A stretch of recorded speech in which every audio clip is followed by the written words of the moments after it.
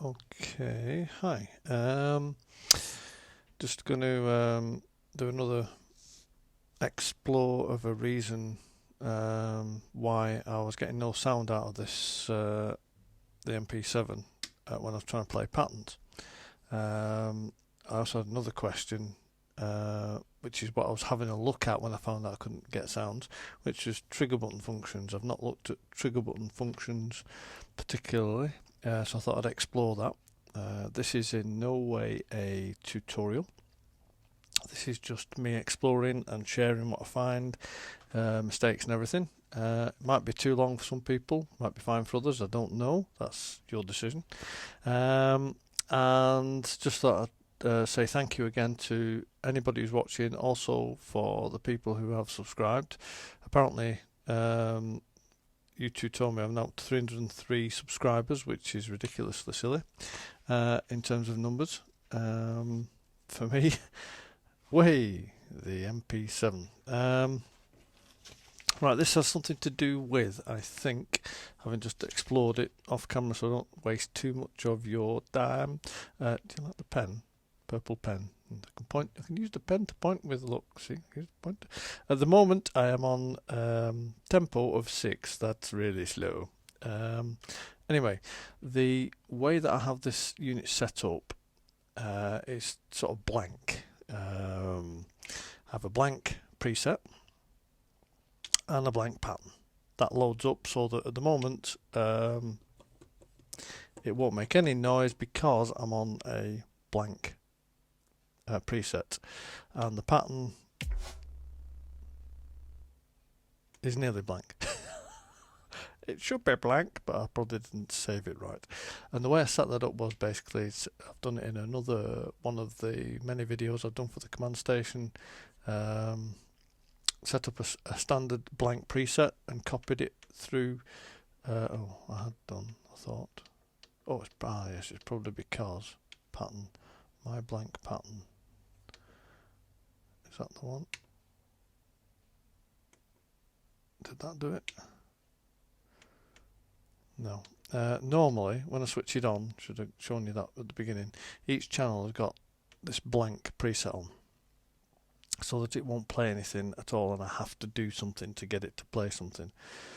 And it wasn't changing as I was trying to change the pattern, say,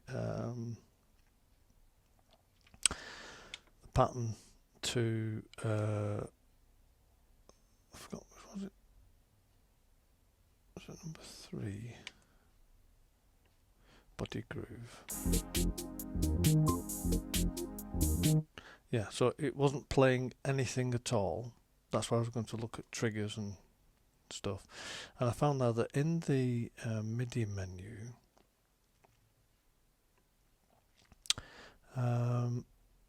where is it now? There we go. MIDI enable was off for all the channels.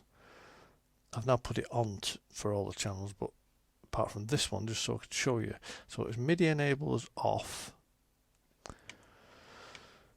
So I'll turn that on. And receive program change was also off for all the channels. Now I've changed it back so it's on for all the channels, and that was because I was using external MIDI gear to control one of the channels on this, but I didn't want any of the other channels affected, by song or program change. I was just having a play with that, and I forgot that I did that, which meant that when I loaded in a pattern, as that has now done because these lights have flickered, it wasn't actually changing the presets. But now, as you can see, it has done. So each time in theory you change the preset. So look, so for this particular pattern, body groove, the first preset is percussion kicks 1. Yeah. So if I then go to pattern, body groove, change that to cool down, these lights flickered, which means the tracks have loaded in. Go to presets, and it's percussion kicks too, and that happens as you pop through all the different ones. See, now it's gone to K3. So basically, as you select, it should change, but it won't change if in MIDI you've got receive program change to off or MIDI enabled to off. That's what I've found with that. So that then enabled me, great. So now I can, yep, that's brilliant. So that's step one. We've had a look at why it wasn't playing a pattern. That's completed, and that was because I'd selected something and forgot. Yeah. So now I want to have a look at trigger button functions. By the way, if you know a way to do all this and you know stuff, then please do a video, link me to the video so I can learn some stuff, because I'm still really new at all this. So go to controllers. These are, if it's on trigger there, these are controllers. So you can do lots of things in this menu. I'm looking for triggers. There we go. Trigger button functions, play note events. Right. So if you change that, it's got three selections: select pattern, play beats parts, or play note events. So I'm going to try it first on play note events. That affects what comes next. So this menu isn't there. If I change that to like play beats parts, it says triggers playing beats, so you can't alter that menu. So that's handy. It does that.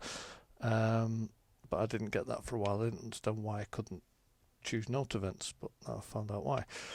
But I actually read the manual, and in fact, on a screen you can't see up there is my computer screen, and it has the MP7 manual open, revision G, on the page 1214 for channel assigned for MIDI, which is because I literally just found out how to do this. Trigger 1. Okay, so we've got various options here. Got latch on and off. I'm going to just try something first. Yep. So trigger 1 is playing the C2 note, not latched, in the basic sequence. So let's go back to the beginning. That's C2. So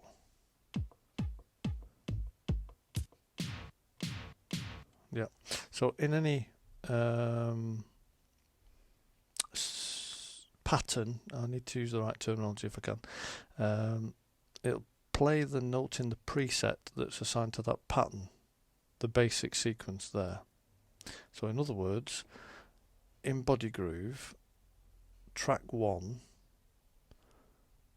the preset is kicks. Yeah. So it'll play that in triggers. So if I go to C3, yeah, yeah. So I can either select here with the selecting thing, or if I'm highlighted underneath it and I want to find the noise, I can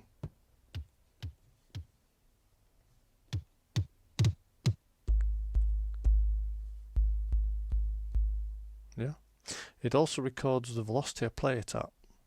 So because this is a trigger, it will play that note at that velocity. So if I find the note there and want it harder, hit it really hard, then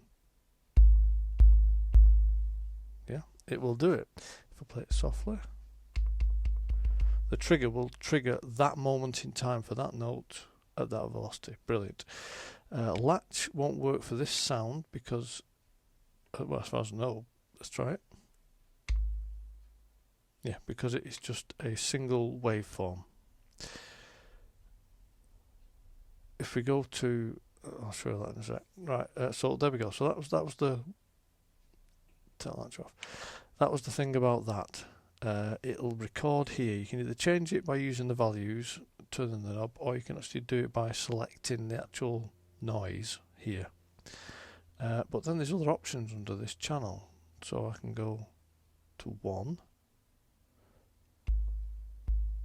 Yeah. 2.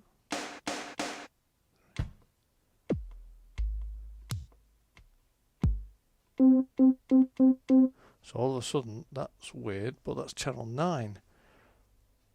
So that trigger 1 can be assigned to any channel, and it can also be latched. So if I now switch latch to on, oh,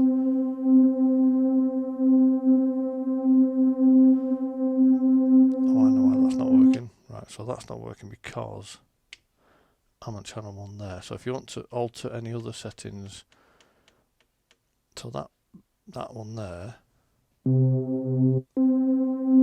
is the same as this trigger. Yeah. So in other words, if I'm in here altering the trigger and I want to affect something here, I need to have that channel selected before I go into the controller menu. So channel 9 now. So I'm doing a trigger for channel 9. Now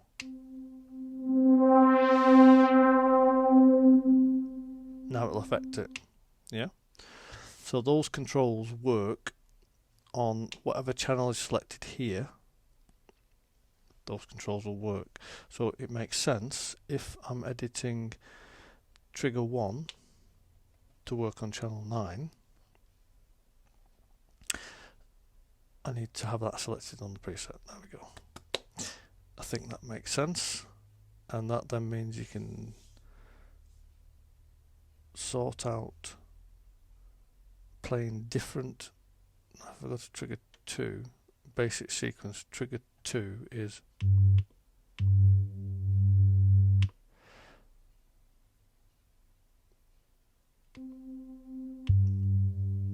okay, so I can perhaps change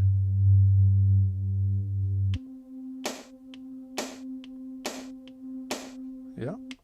So now trigger 2, if I just go to trigger 2, is on channel 2. Yeah, go to preset and go to channel 2. Oh, this is making sense. That's snares. So, yeah. So that's snares, channel 2, and the trigger is for trigger 2 is channel 2, but again you can change that, can't you? So you can change that to 1. Yeah. Or change it to 9.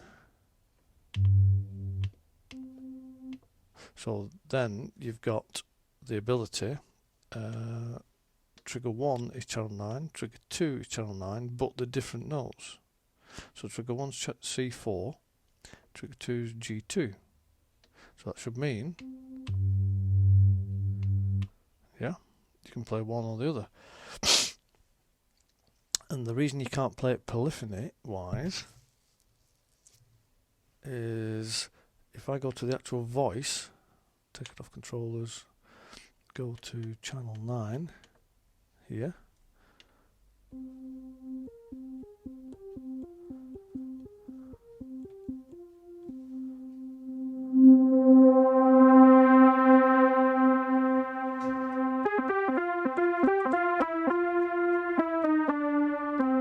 Yeah, so we've got a monophonic setting on the voice. So that would mean if we, because we're using channel 9 here, track enable, disable, let's disable all the other tracks from playing, so that I've muted them basically. Now if I press play, yeah, so that's channel 9 now. So I've got now select triggers,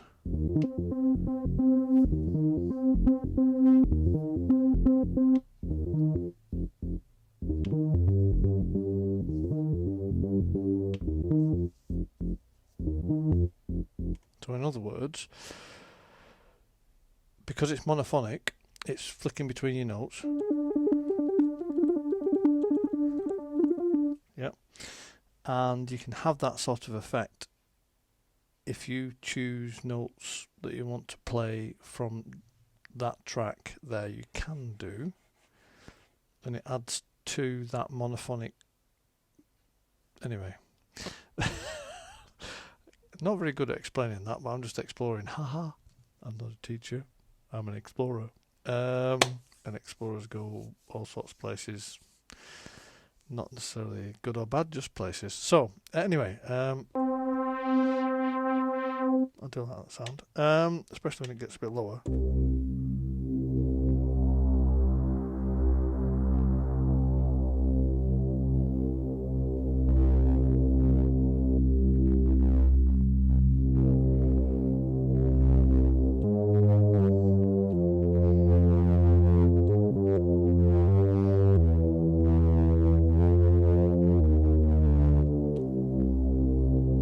Yeah. Anyway, but there's more. There's more. There's definitely more. There's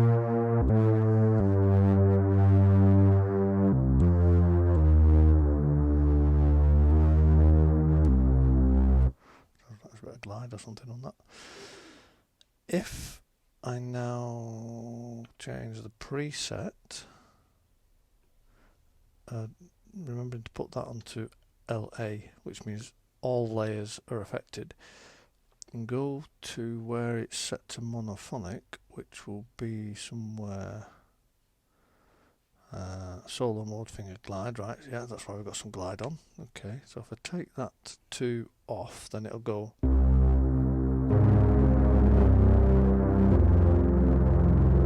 Yeah. Now that crackly thing in the background, just as an aside, I'm still learning about this. It's something that I think is related to what you call gain staging. In other words, in the voice, the amplification of the different layers needs to come down. See how they're different there, but there's too much in terms of amplification. So if I was to take all of them, where's the amplification volume? If I take that down to about, let's try -6. So there's still a bit there. So let's take it to -18. Yeah, so that's quieter. So if I increase the volume,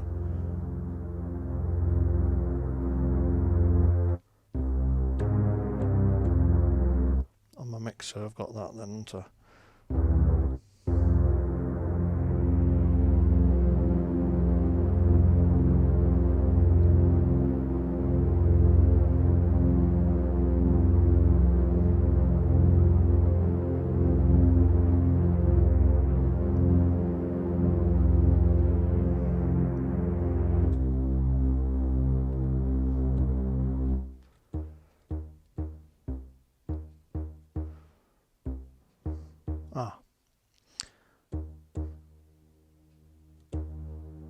Because that drops sustain down.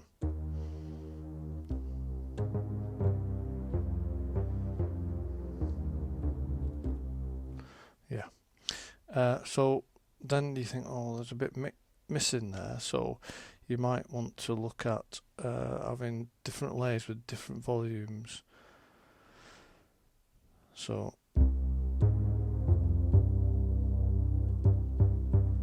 yeah, layer 2, I'll drop that down to -12.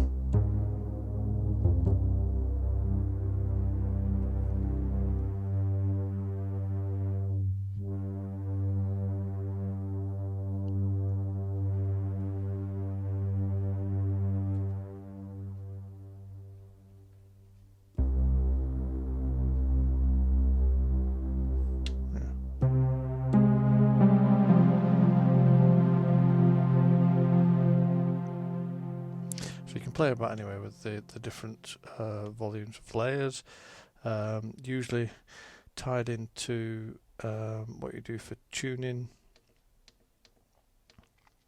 because you could always obviously put one of the layers up or down.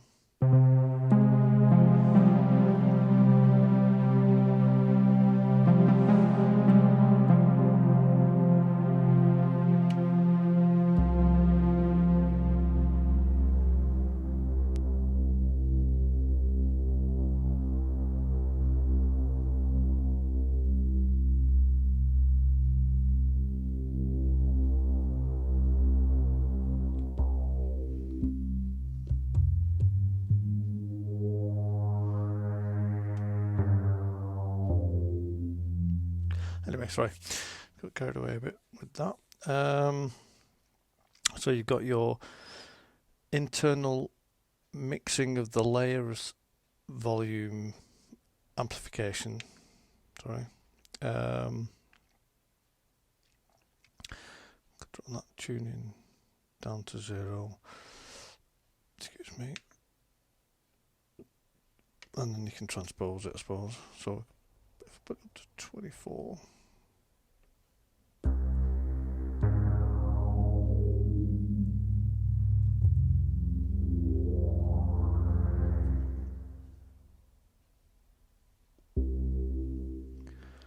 Right, so why am I not hearing that change? Let's try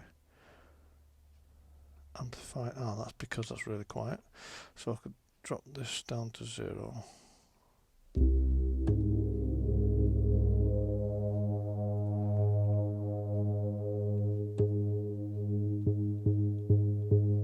So you can sort of hear it.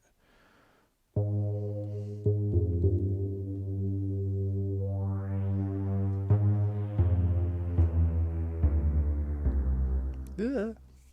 Anyway, sorry, I've got a little bit distracted. Sorry about that. I'm not on triggers, am I? I should be on triggers. But the amplify is it? Sorry. There we go. Triggers. Let's go back to triggers.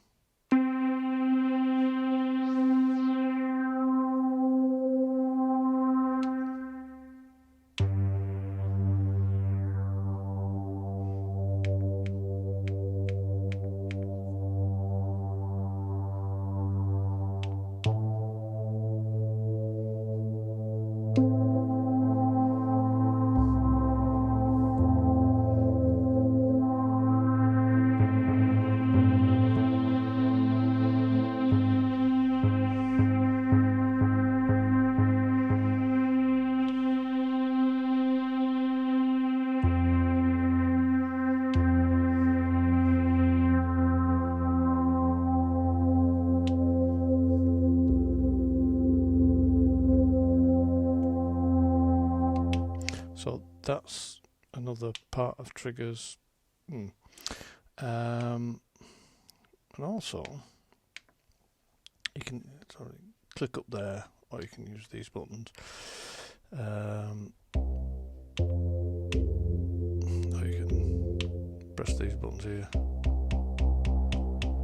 Yeah. So again, I'm going to change that to 9 with that bass there, and I've got some other external. So now, see how that doesn't do anything? Internal. So you can have it affecting the internal sounds, so it's an internally routed MIDI control that. Or you can have it on external, so play another external MIDI device, or both even. So that play something else as well, so you could double up on different instruments. I don't know what the sequence thing is. I'll do a quick search for triggers in the manual. I suppose I should have done this before, but there we go. Triggers.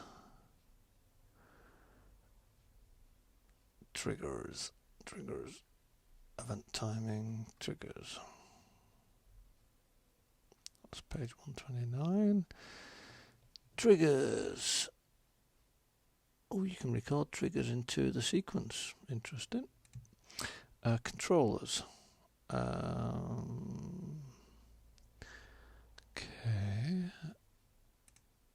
Programmable triggers.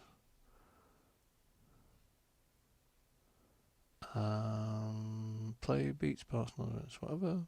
Select patterns. Where's trigger button? Well, I'm just going to have a little play of the sequence.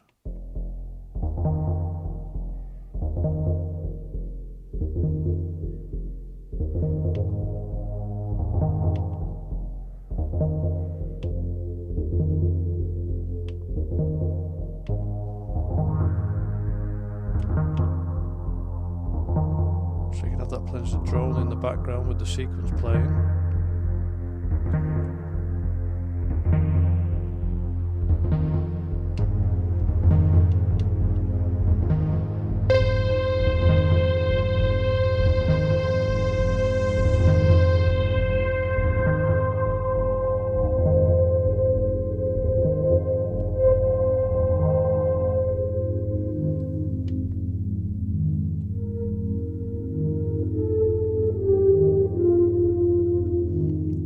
That was horrible.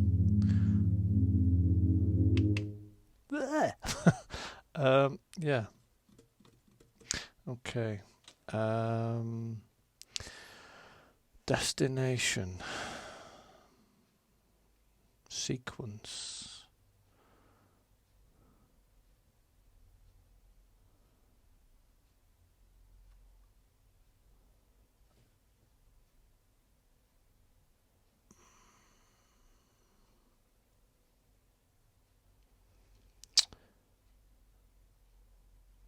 Right, latched buttons are especially useful for triggering arpeggiated presets.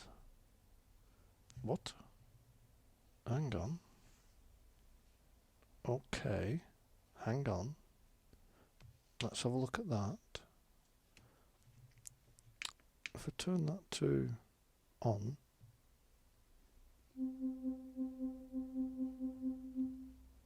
Okay, track trigger.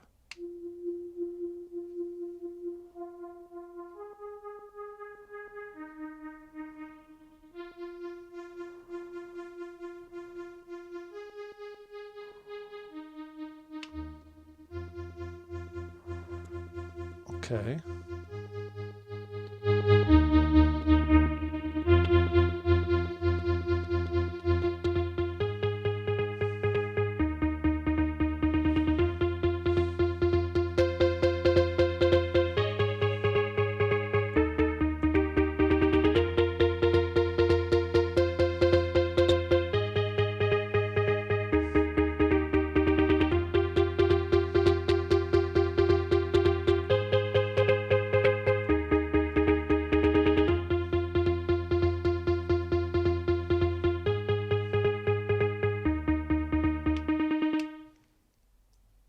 Didn't know it could do that.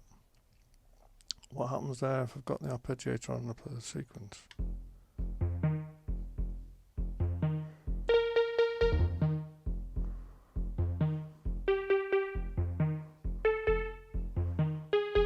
Ah, there we go.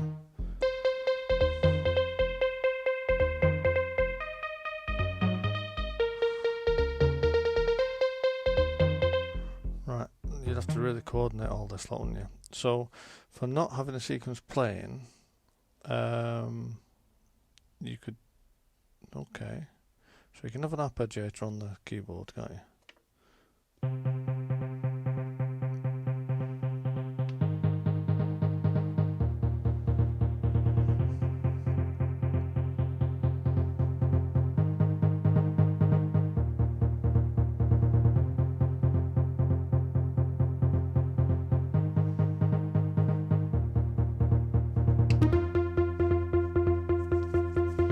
Have that playing, no sequence, just on the arpeggiator.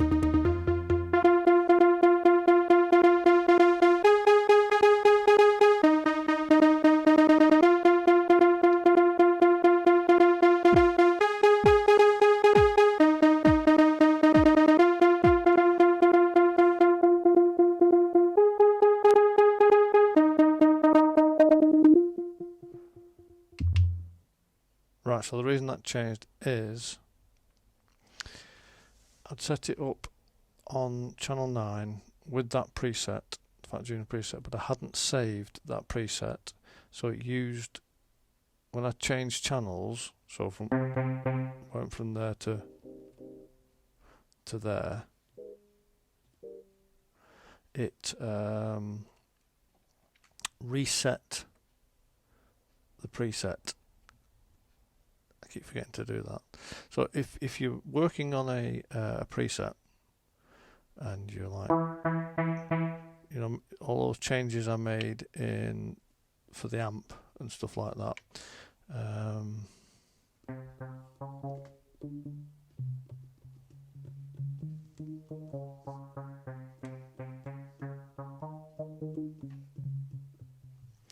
yeah, they're all there until I change the channel. So change channel, back again.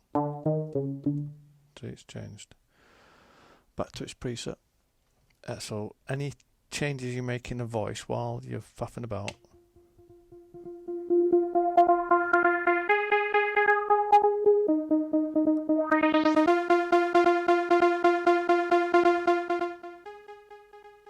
turn it down the amplifier there.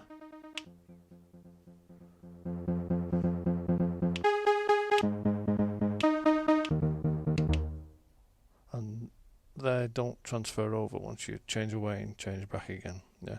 So we've got that save copy thing because I've made a change to the settings, filter, etc., but I haven't yet saved it. The same with it now, it's reverted back to being a mono voice. Yep. Let's just take the amp off.